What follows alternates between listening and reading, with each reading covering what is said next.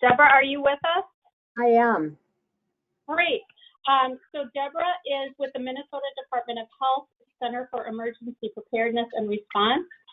Deborah, can you fill us in on what is happening at MDH to address this crisis? Yes, I can. Thank you. So, good afternoon, everyone.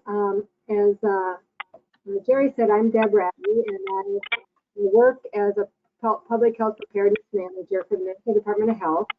And I am also our incident manager for our response here. And are you all going to show the slides? Or do I need to do something? Oh, perfect. Thank you. All right. And can I move them or do you need to? Sorry, we should have practiced. Oh, perfect. Thanks. Okay, so I just want to let you know that here at Minnesota Department of Health, and you heard of the activities that Mary spoke that she was involved with, we are kind of all hands on deck trying to respond to COVID-19. And as you know, information is changing quickly, which sometimes can be frustrating staying on top of the latest information. But it's something that we're all doing together. So let's look at the situation to date. Next slide, please. So as of March 18th, which is today, I guess, there is globally more than 179,000 cases with 7,400 deaths. And there are cases in many other countries. In the United States, we now have hit all 50 states having at least one case.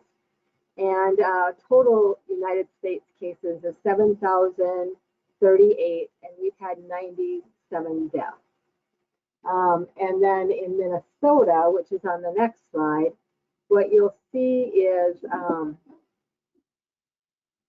that today we're reporting today 77 positive cases out of over 2,700 particular lab tests. And we confirmed our first case on March 6th. So between March 6th and March 18th, we went from 0 to 77. And one of the things we'll talk a little bit later, I think on another slide about testing constraints, is we aren't testing broad or wide enough to know how much coronavirus is in the community. So our medical advisor believes that there's probably more cases than we know of.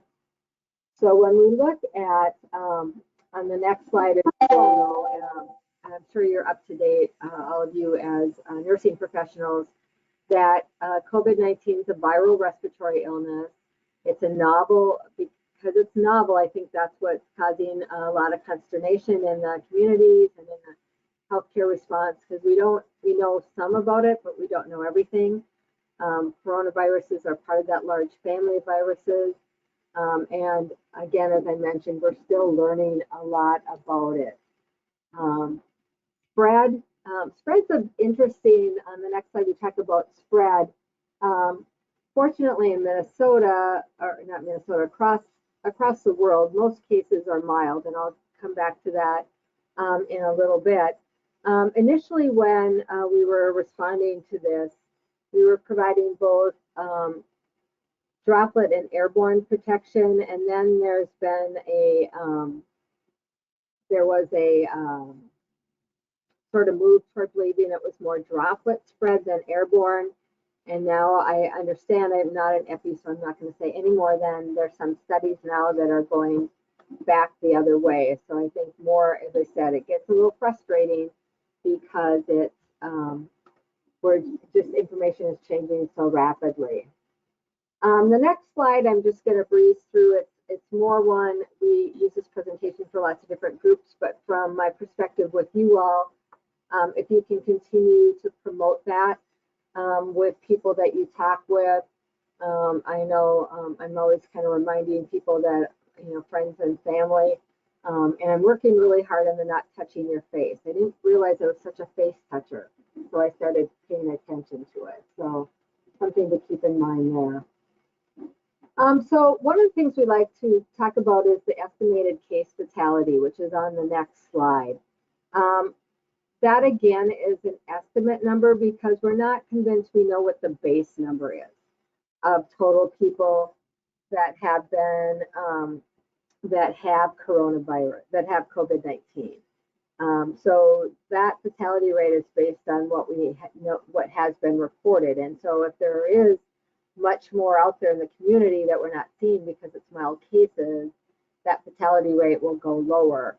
And so when we compare it to other common or other diseases, you can see that it is significantly higher than seasonal flu, which is at 0.1% versus although it's much lower than SARS was at 10%, and again, MERS today is 30%, and Ebola is 50%. So the fatality rate is low compared to SARS, MERS, and Ebola, but high compared to seasonal flu. And I think that's another reason that we want to kind of be, I think, more kind of part of that overall public fear and around this disease. The next slide talks from the CDC, talks about characteristics based on the China CDC summary. So when we look at the data that came out of China for their Centers for Disease Control and Prevention, 81% of their cases were mild, non-pneumonia or mild pneumonia. 14% of their cases were severe. So these were people who had difficulty breathing, rapid respiration, lower oxygen saturation levels, rapidly developing lung infiltrates, with 5% of their patients admitted to an ICU. And then that's where our mortality rate is coming from, is from the statistics that came out of China. And also what we saw in China was that there was a much higher mortality rate in the elderly and those with underlying conditions. And quite honestly, elderly is kind of a difficult number. People want to know, well, what is elderly? And so CDC talks about elderly, but we don't see a specific number. But when we look at the data coming out of China, what we see is that age 70 and older were where we saw a significant amount of higher mortality. The next slide is looking at what we're trying to do. So the dark purple bell curve is sort of what happens when you have an infectious disease, a pandemic in your community. It rapidly increases, and then over time, the number of cases go down. And as the peak declines, you eventually get into kind of back to normal.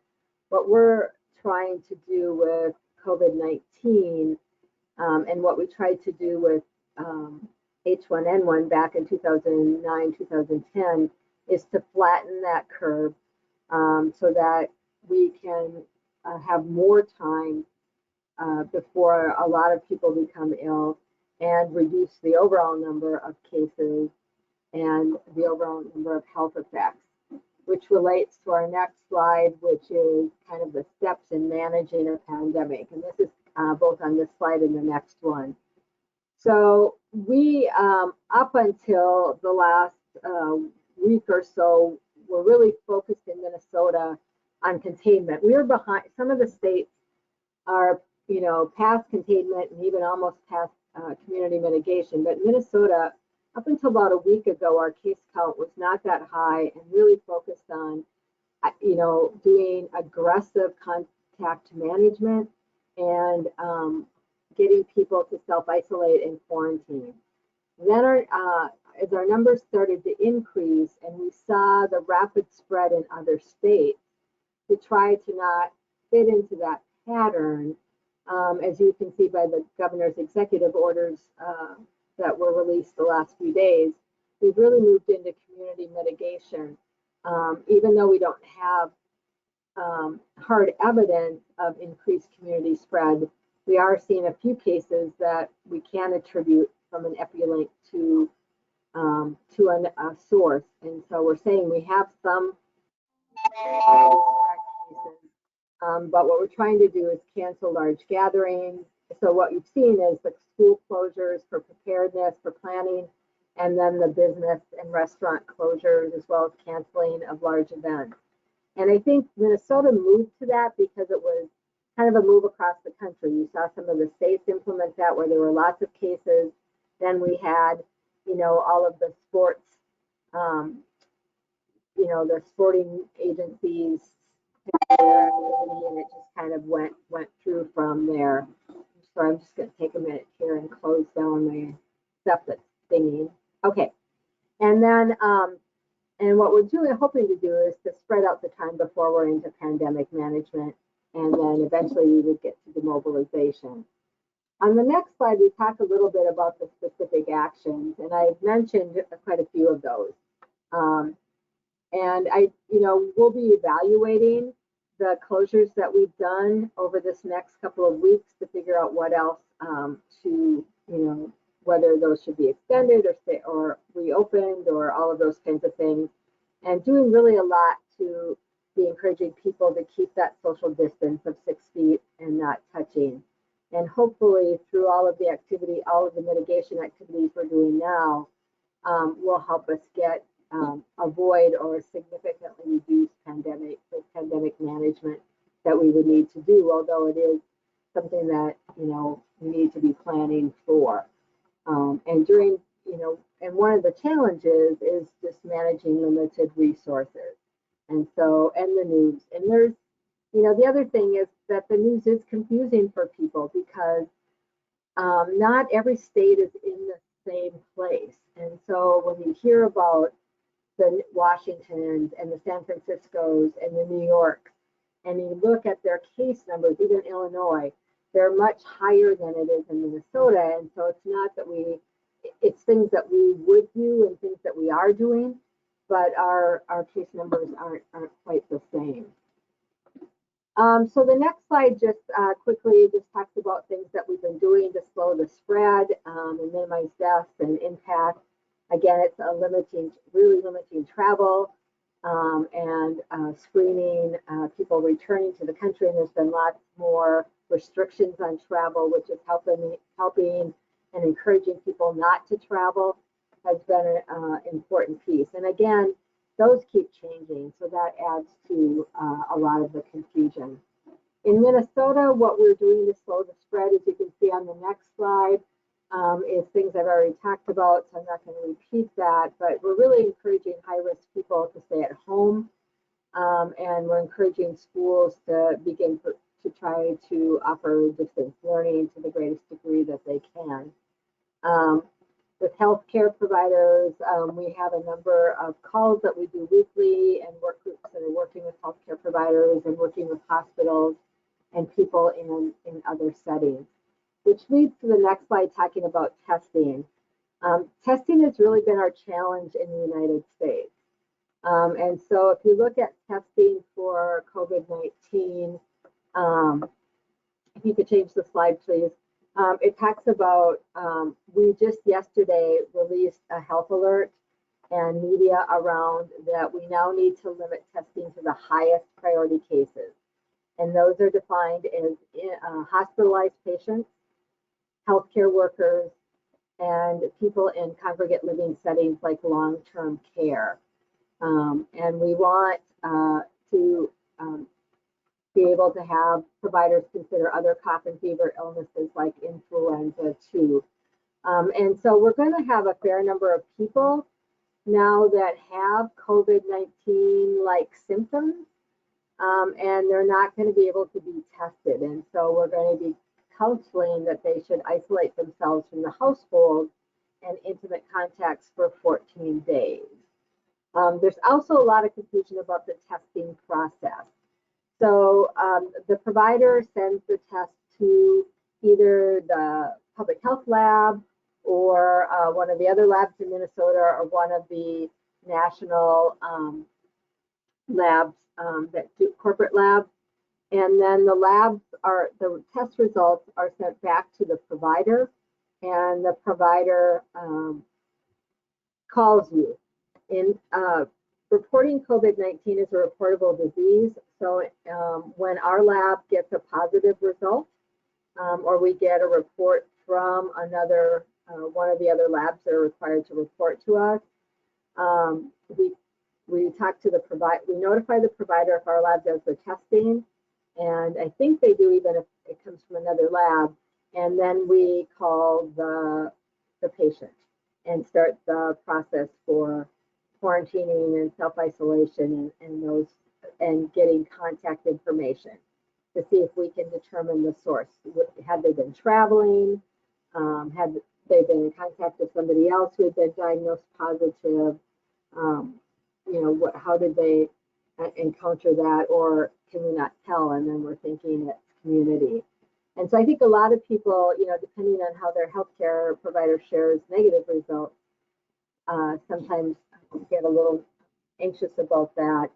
And there's quite honestly lots of, we're doing 300 to 400 tests. We had been doing 300 to 400 tests a day. One of the challenges right now nationwide is a shortage of supplies to support testing. And so that is why most states have went to this priority testing, because there just isn't enough capacity in terms of supply to do widespread testing at this point. The next slide talks about what to do if you're sick, and I'm going to just skip past that. And the next slide the one after this one talks about the website information, which I think many of you are familiar with. And the MDH website has some Minnesota-specific information, but we do a lot of links to the CDC website, which is quite comprehensive. And one of the things CDC's been doing that I like is when you log on to their site, if they have recently released some significant new guidance, they have that right on that front page. The next slide just talks about, we do have materials out in other sources, other languages. And so links on the MDH page will get you to other languages. And then if you go up one more slide after this one, please, we talk about calling MDH with questions. So we've been running a public hotline now for a couple of weeks, and our call volume has went from a few hundred to almost 3,000 yesterday, and that's even with the addition of the state-run hotline that deals with. So our hotline is dealing, people call us if they've got specific public health questions related to COVID-19, and we're trying to encourage people to, if they're calling about questions regarding school closures, childcare, businesses, to call the state hotline. A couple other things I just wanted to mention. Mary talked about personal protective equipment. We are in a nationwide crisis for PPE. Nobody has enough. We can't order it, and it's going to be a real challenge moving forward. And the Strategic National Stockpile, or the SNS, is not the solution. It is contributing to a solution, but they too have very limited PPE as well when you look at how much is needed nationwide. So with that, we are in Minnesota. We in Minnesota have requested PPE, but we're waiting. What we're going to get is not going to meet the full need. And so really looking at the conservation practices that are not perfect and can be frightening in themselves that CDC promotes, as well as that you find in the crisis standards of care, because for PPE, that's where we are. So that's all that I have to share with you today. And I probably went over by 10 minutes, so sorry, but thank you very much.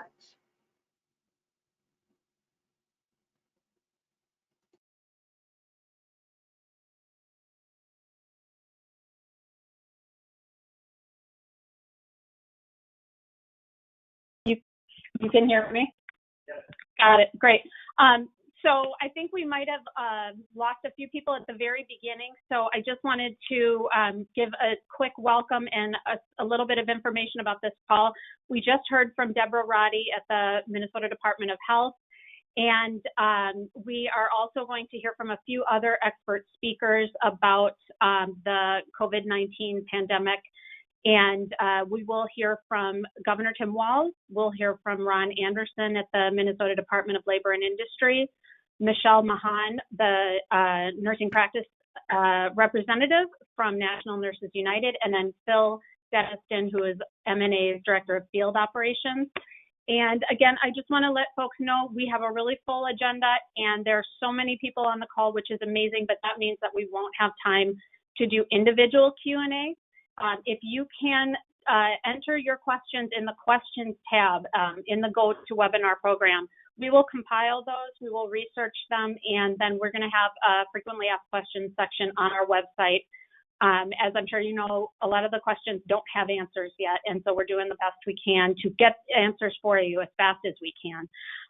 So now I'm going to turn you over to Mary Turner one more time, because I think some of you might have missed her introduction as well. So we'll have Mary give you a few comments.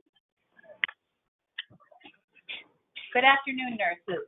As Jerry said, I'm Mary Turner, president of the Minnesota Nurses Association, and also a critical care registered nurse at North Memorial Medical Center in Robbinsdale, Minnesota.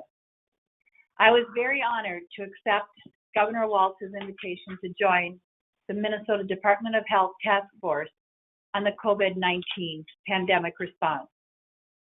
As the only bedside care nurse in that room, I want you to know that I take my responsibility very seriously when meeting with this diverse group of healthcare leaders tasked to assess the needs and challenges to healthcare facilities across Minnesota.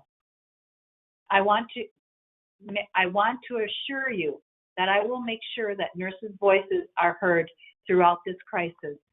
And I'd like to give a shout out to the Wisconsin, Iowa, and North Dakota nurses that I will be passing on their concerns also.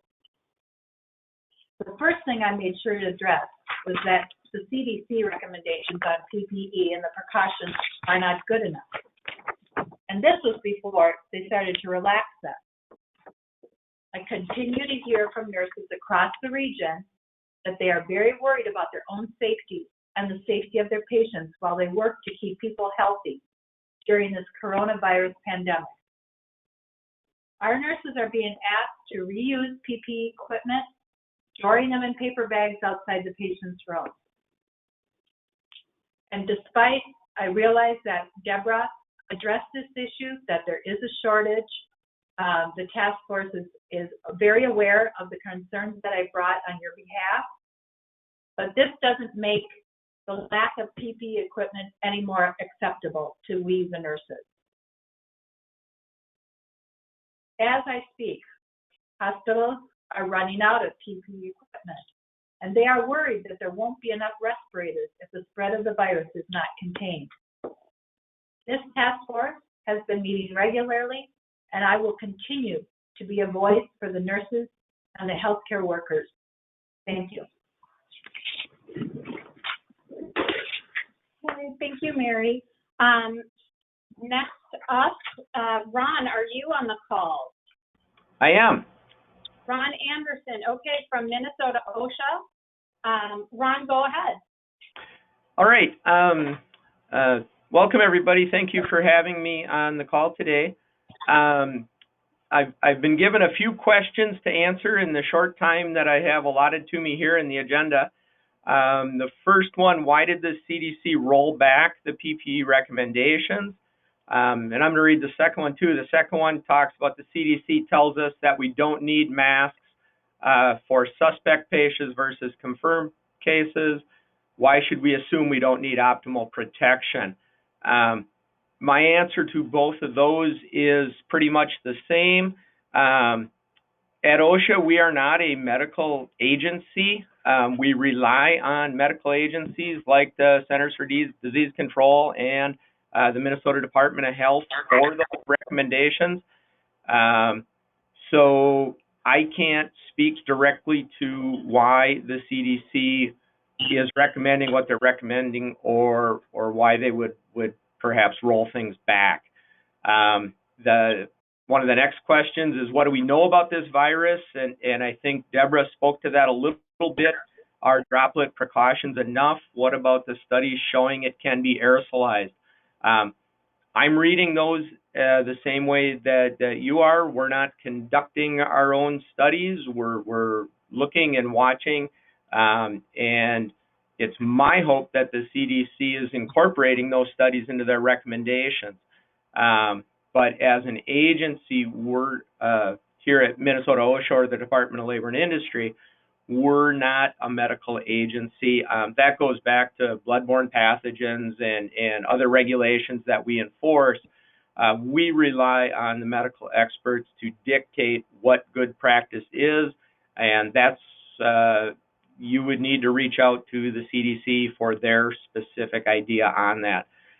The one question I can perhaps shed a little more light on is, what should we do if our employers tell us to use PPE in a way that is unsafe for us and our patients? First of all, OSHA's jurisdiction is on employees. So as far as patient concerns, I believe those would rightfully go to the Department of Health or what other regulating body would be there. But if we do have workplace safety concerns for employees, we are still an enforcement agency, and those concerns can be raised to us.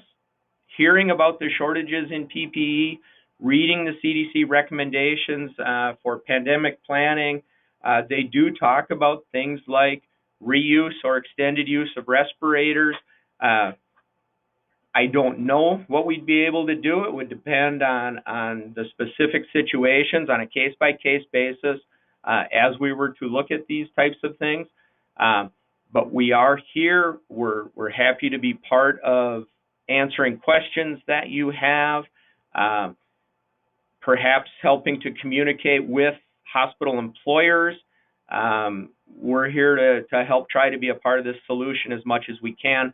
We don't manufacture equipment. We can't, magically find that. We do encourage our hierarchy of controls. If we don't have to be exposed, we don't need a respirator. So if we can limit the numbers of people exposed, if we can protect them some other way, instead of going straight to a respirator or protective equipment, that's always a means to conserve. I think I did hear that they're designating Bethesda as a COVID hospital. That should concentrate some of this and help more of that.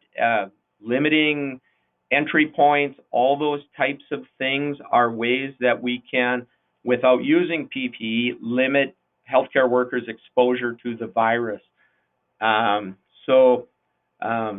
That's what I have at this time. We do have several investigators answering the phone here at Minnesota OSHA as questions come in.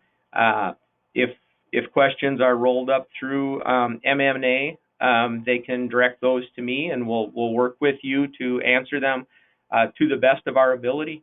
So I hope that answers your questions. Okay, thank you so much, Ron. Now, the next person who is on our agenda is Michelle Mahon, who is a National Nursing Practice Specialist from National Nurses United. Michelle, are you on the call? Hi, yes, I am. Okay, can you turn on your webcam? Sure can. Hold on one second. Okay. Okay, how's that? Hi, how are you, Michelle? Good. Hello, everybody. So I'm Michelle Mahon. I'm the Assistant Director of Nursing Practice with National Nurses United. I'm based in Ohio. I know right now that this is a really stressful time to be a nurse.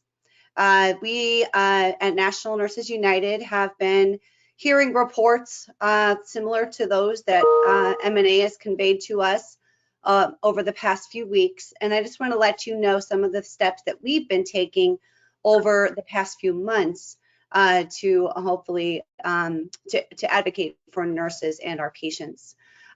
Very early in January, we joined with Global Nurses United, and we sent a letter to the World Health Organization demanding that they increase their standard for protective equipment. At the time, they're recommending only a surgical mask. So our affiliates around the world joined together and demanded this change. Additionally, we sent letters to request for information, as I know Minnesota Nurses Association did as well, demanding that they explain their preparations for massive influx of patients, disaster protocols, and provide us the planning for PPE. This is back in January. Even as of last week, we are still receiving responses to requests for information from employers who are telling us that we have nothing to worry about, that they have enough PPE. And in this situation, I think that is just absolutely abhorrible. Additionally, our government relations team has been working at the federal level. We put out some demands, both to our employers as well as the federal government, demanding that testing be free and accessible, that we have optimal protections in our facilities. And that means that they are science-based, meaning the precautionary principle is followed. As several of the people on this panel have said today, we do not know everything about this virus, and we don't know everything about how it is affecting different individuals and who has different kinds of risk factors. There has been ample evidence, quite a bit of research demonstrating that the virus can stay aerosolized, particularly in contained areas similar to our patient care areas for some time. When we don't understand everything, we must take the most protective measure. That means the precautionary principle. You can read more about the nurse's case definitions about who should be a person under investigation and what the precautionary principle means, and some of the science behind choosing the most protective PPE possible on various resources on our website. 2 weeks ago, before the CDC guidelines were rolled back, the CDC contacted our industrial hygienist, Jane Thomason, and we had a joint phone call with the CDC demanding that they do not roll back their protections, because the nation is looking not for crisis standards of care, but to be guided by best evidence. We cannot accept any types of rollbacks in science, in evidence, and being the most protective for our patients. It is also important to know right now, according to the World Health Organization, that we have to assume that everybody is positive. So that requires interventions that would minimize PPE, such as putting the most protective measures into place now, cohorting patients who have symptoms together, and other measures that would prevent the excessive use of PPE. Notice the CDC. Michelle? Yeah. Michelle, I'm so sorry to ask you to pause, but we do have the governor with us now, Okay. and he is, Right. I believe he's ready to speak to us. Mary, Great. do you want to briefly introduce the governor? Nurses, I am now pleased to introduce Minnesota's Governor Tim Walz. He will give some remarks to you, some words of encouragement. Governor Walz, we are so glad to have you with us today. And I know, and we all appreciate your strong, calm leadership during this crisis. Please go ahead, Governor Walz. Well, thank you, President Turner. I just want to say to all of your members, first and foremost, they are lucky to have your passionate voice. You and I have been on the phone numerous times, and every time it's about making sure that the supplies that are needed and that the protection of your workforce is first and foremost. To everyone on the call, thank you. It's not empty platitudes. Many of you have heard me say this time and time again. When asked about the most respected profession in this country, it's nurses that end up at the top of that. People know that it's not hyperbole. You're on the front lines. Their care is in your hands. And in doing so, you put yourself at risk day in and day out. That was even prior to COVID-19, and it's now exacerbated by that. Healthcare providers, the state and the federal government have a responsibility to make sure that you have all the personal protective equipment that's necessary. We share your frustrations that we have 3 requests into the national stockpile with little responses. I have spoken personally to the president, the vice president. We're turning over every stone. National Governors Association is collectively trying to do that. We have taken our stockpiles from Camp Ripley and the National Guard to try and get them into the system. And we have to make sure you have that. We will continue to advocate for it. I think there is no group that understands more of what's coming. You understand how these things work. We wasted precious weeks pretending that we were going to wish this away. You were not doing that. You were telling people, and we were trying to prepare. State of Minnesota stands with you. We will continue to try and push, get what we can out. We want to make sure the resources are there. The first piece of legislation we asked was to try and move money into the system. That is meant to purchase these equipment. I hope that the President's Defense Protection Act move today starts shifting production into high gear. But we stand with you. We need to get this right. What's coming can't overwhelm our healthcare system. It can't put you at risk. If it does, you know this better than anybody out there. People will die. People will become infected, and we will lose. The only thing that stands between us and what we saw in Italy is our professional nursing corps and our healthcare providers. So I look forward to hearing thoughts on here. We were listening earlier to all of the great things that are being put out, but we are going to have to be in close touch. This is evolving hour to hour. We can't waste time, but you need to know that the state stands with you, and we have to get this right. So, President Turner, thank you again, and we'll listen in on what you've got. You have my heartfelt thanks, Governor Walz. Okay, thank you, Governor. Michelle, are you still with us? Yes. Okay, you can. Can you hear me? Interruption. Yes, please go ahead and Okay. open up your So webcam again. Is that better now? Hello, everybody. Thank you, Governor. I'm glad to hear that you're standing with nurses and advocating for the best protections that are guided by science. So nurses, where we were saying is, we have been in communications at NNU with the CDC.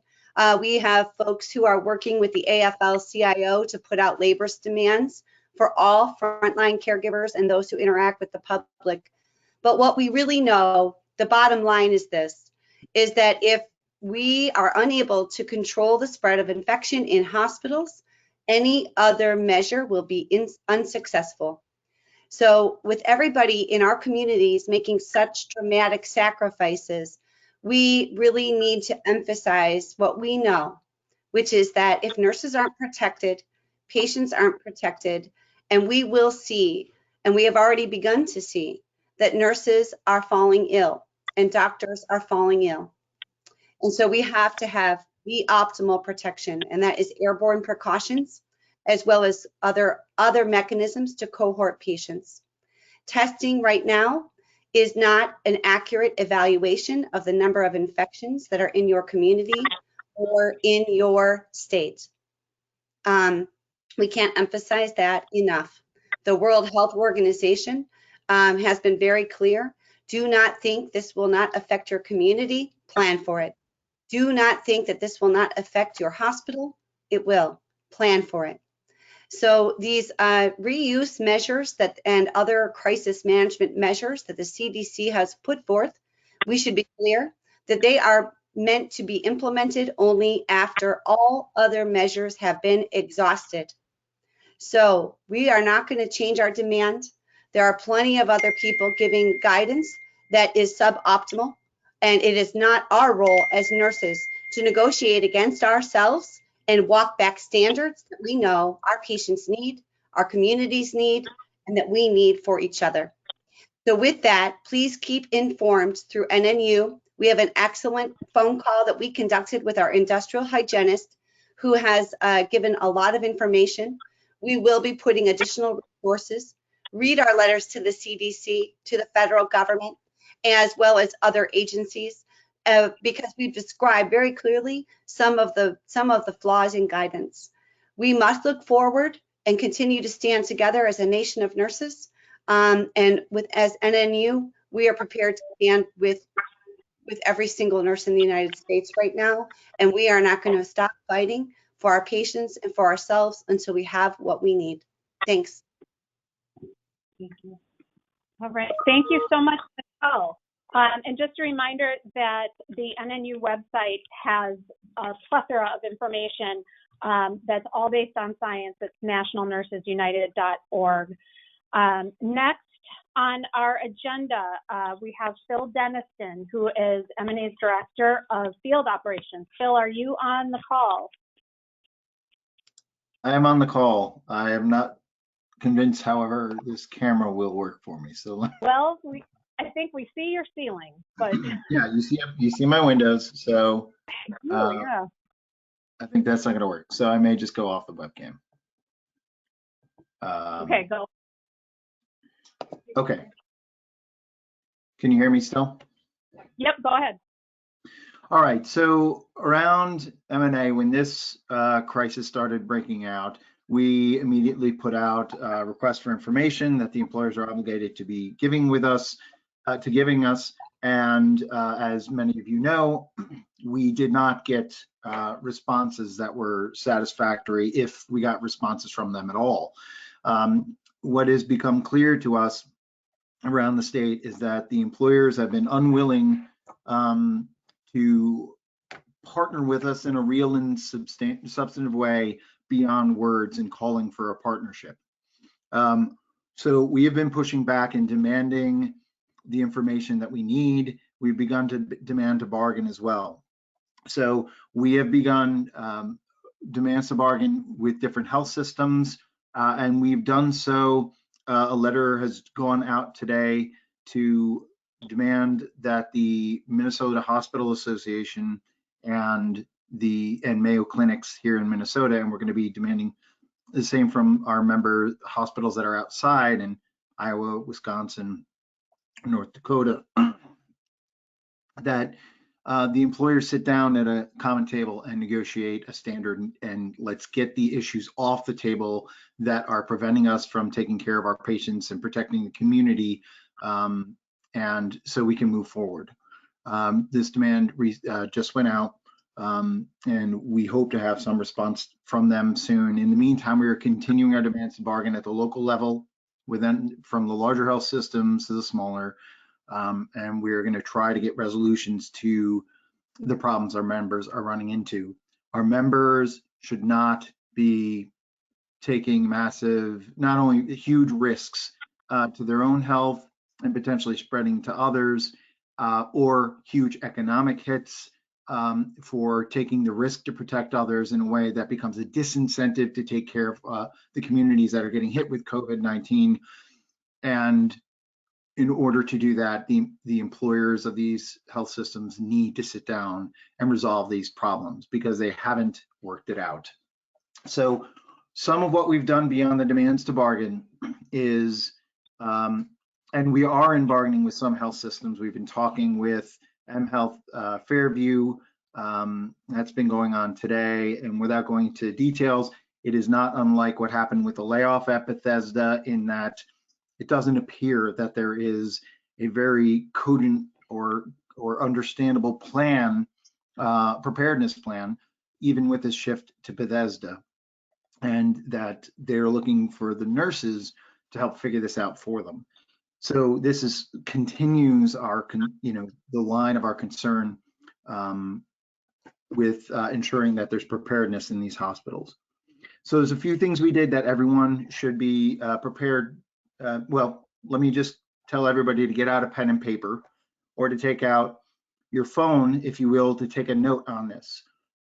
We are centralizing reports of incidents that are happening that are either concerns about preparedness for COVID-19 in your facilities, or concerns about lack of PPEs, lack of proper use of PPEs by facility. On our website, we have a easier URL to go to here, and it is covid19form.com. There's no hyphen in that, by the way, just covid19form.com. That is the central reporting system. We want our members to be sending us information about the hospital's, preparedness or lack of preparedness, rather. We are also we'll be checking and verifying these incidents. And as we get them, we will be making these public. And we hope that the employers can work with us, as we've called them to do, to resolve some of the problems that will be triggering these kinds of incidents that you all will be reporting.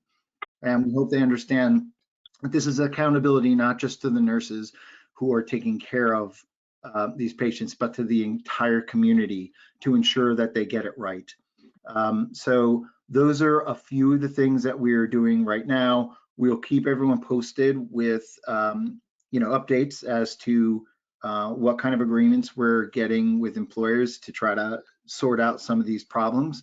But from the stewards to the chairs to the reps that are working with you in the field, we have heard the frustration and the anger and the concern loud and clear about the hospitals around your states and the lack of preparedness, particularly on the protective equipment. So we will continue to be making our demands. There are also actions that are happening in many facilities. Some facilities have been sending letters to their CEOs in mass, individual letters in mass, probably the closest to collective action we can do given the social distancing. That's been happening at United.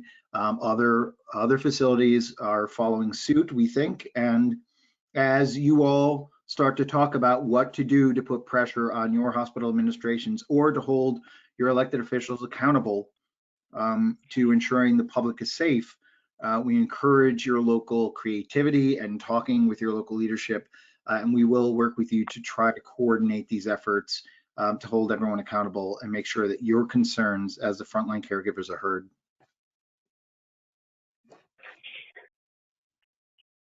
All right, thank you, Phil.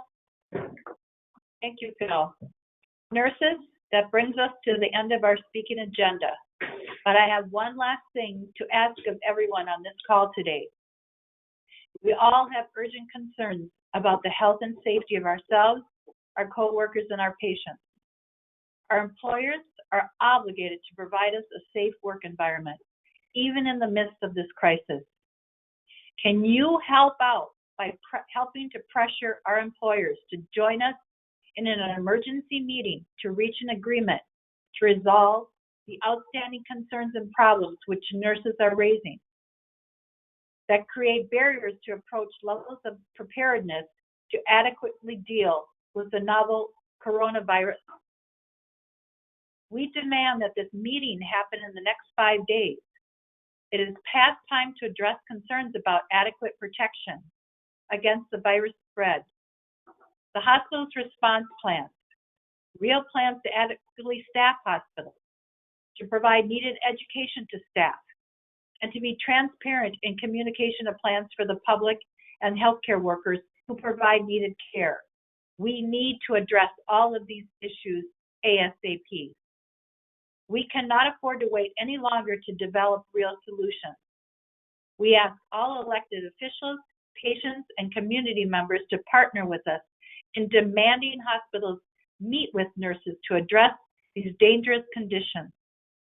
And this is where you guys come in now. This is the site that we want you to use to help to pressure our employers to meet us at the table. Please go to the MNA website at Voter Voice, that's all one word, votervoice.net/MNA/campaign. That's votervoice.net/MNA/campaign. And click on Nurses Deserve Protection. And this is where you can send an email to elected officials asking them to urge the hospitals to meet about protecting nurses and patients' health and safety. Again, that's at votervoice.net/MNA/campaigns and click on Nurses Deserve Protection to send an email to your elected officials. And don't forget to visit mnnurses.org, the MNA Facebook page, and nationalnursesunited.org for more information about our response to the COVID-19 pandemic. Thank you and good evening.